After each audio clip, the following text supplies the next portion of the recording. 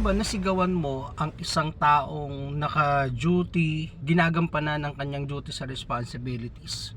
Di ba't mali?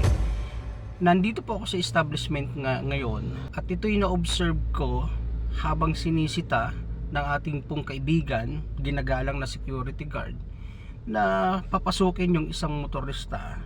Medyo mamahalin yung sasakyan. At 3 times po yun na inulit nung kaibigan nating security guard, "Sir, mas kailangan nandun po kayo sa area na lang para hindi kayo nakaharang." Sigaw pa rin siya ng sigaw. Yun yung makikita po natin, yung attitude ng isang tao. Kapag maliit ang tingin mo sa isang tao, ang iyong response, imbis na igalang, magpasalamat ka kasi concern yung tao at ginagampanan yung kanyang trabaho.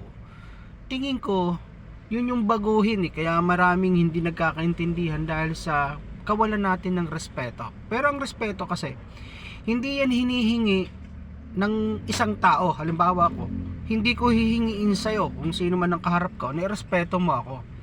Kasi ako, gagawin ko kaagad ang respeto para sa'yo dahil may respeto ako sa sarili ko. So ang respeto hindi hinihingi, ibinibigay kusa ng isang taong may respeto unang-una sa kanyang sarili. Kaya ako every time may nakikita akong ganito, pag ginawa mong binulyawan mo agad yung isang tao na nakikiusap sa'yo ng matino, wala kang respeto sa sarili mo, yun ang tiyak. Kaya napagkasarap na magkaroon ka ng isang kasama na may respeto sa sarili niya kasi yun din ang gagawin niya para sa'yo. May respeto siya sa'yo.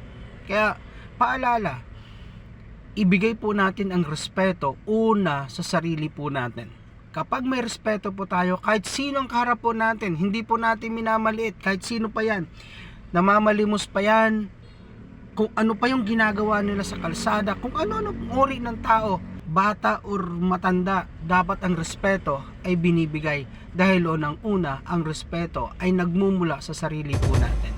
Nalungkot ako dahil sa nakita ko na hindi dapat ibigay mong respeto sa nararapat, kahit sino pa yan. Agree? Happy Blessed Monday, everyone!